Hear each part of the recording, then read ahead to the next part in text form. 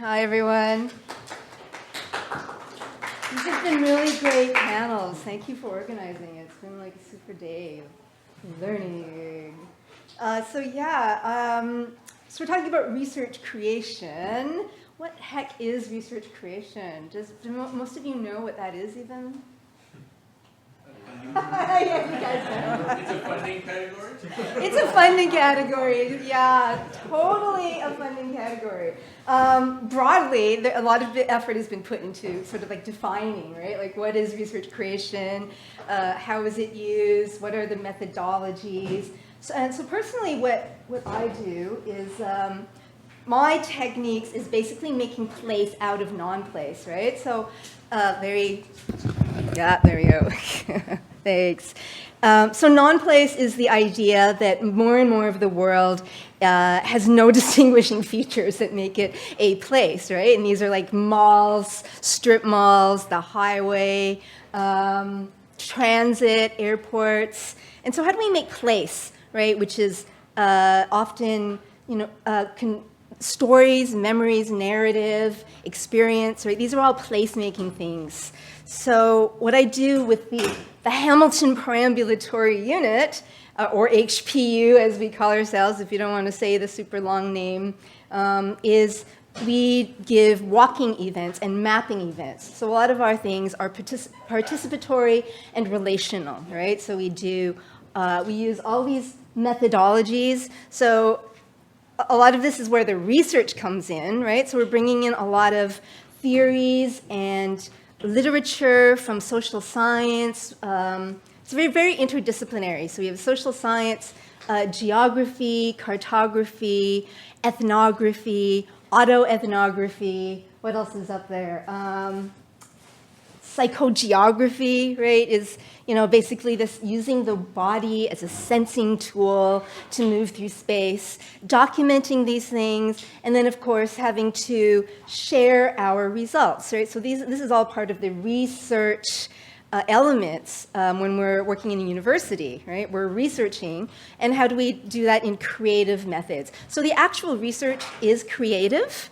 It's performative workshops which make relations. So that's part of the art part of it, is making relationships to place as well as between people. And there's a lot of like mobile media apps as well that help you do this. So some of these are like Drift, Dergive, Serendipiter, Indeterminate Hikes. These are all, some of them don't exist anymore because, as we know, part of the research process is based on grants, and once the grant ends, what happens, right? The work disappears. So documentation is like a really necessary part of this. But a lot of these apps are helping you to move through space and get lost, right? Because how can we get lost these days? Everybody has GPS on their phones and maps. So getting lost is like a large part of this. So what we do as HPU is we help you move through space and sense the space around us. And this can be in form of our Strata Walk, which is one of our methodologies, and that is looking at all the different layers that make up place. And the layers can be infinite. It can be anything, right? These are some of our suggestions, like sign strata. So as you move through, you look through texts, and you identify what texts, systems those texts belong to.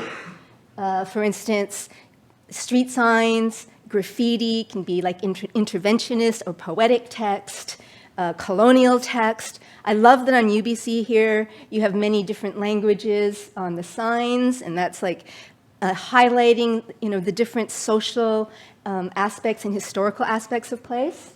Architectural strata, inanimate strata, electrical strata, like where does the electricity come from? Shiny strata, what are the shiny things? Attraction strata, which refers back to the situationists who walked, according to what repels and attracts you. Audio strata, tactile strata, so these can go on. We have more. Story strata, right? What kinds of stories can be told about a place? Cinematic strata, right? So what images are overlaid on a place that we can find through movies? Rhythm strata, that's a nod to Henri Lefebvre's rhythm analysis. So what kinds of rhythms can you find in a place? So this is like a framework of how do you approach placemaking, which is like a large part of our research.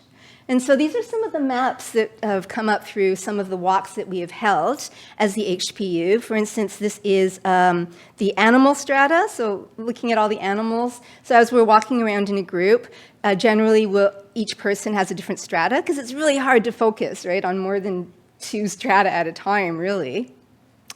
This is graffiti strata. So somebody went and documented all the graffiti that they saw on this block around the AGH, that's the Art Gallery of Hamilton, where we had this walk. This is a color, I think, color strata.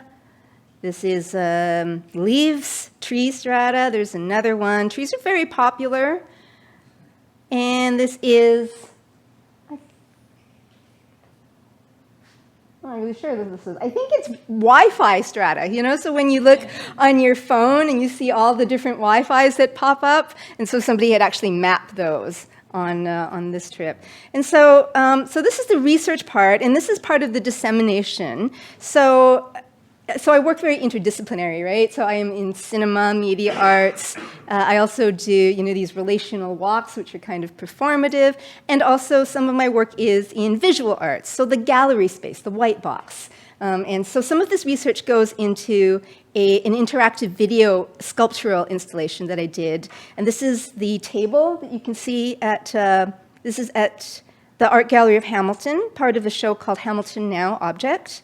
And this is what it looks like up close. So, and this is another one, another iteration at Waterloo.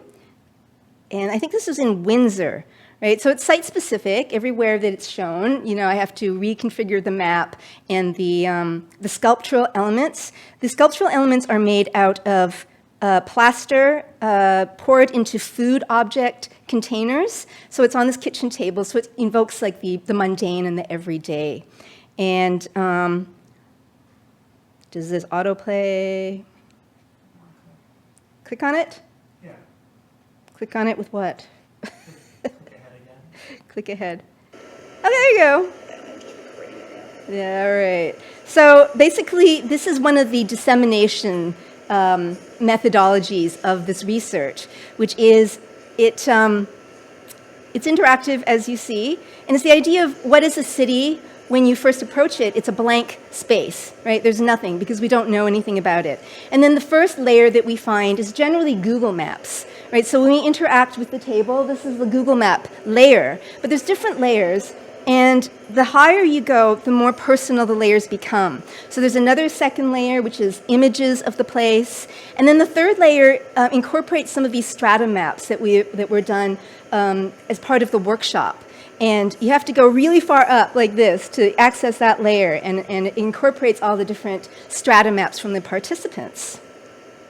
And I think that's my time. I've gone a little bit over, so sorry. But this is also some of the publications, because I feel that if you don't write about it, if you don't disseminate it, you know, and document it, it might as well not have existed, right? Because it doesn't impact things unless you write and document about it. So see, these are some of the documentation of some of the strata mapping methodologies and other methodologies that we've worked with as HPU, and my own personal work as well. That's it.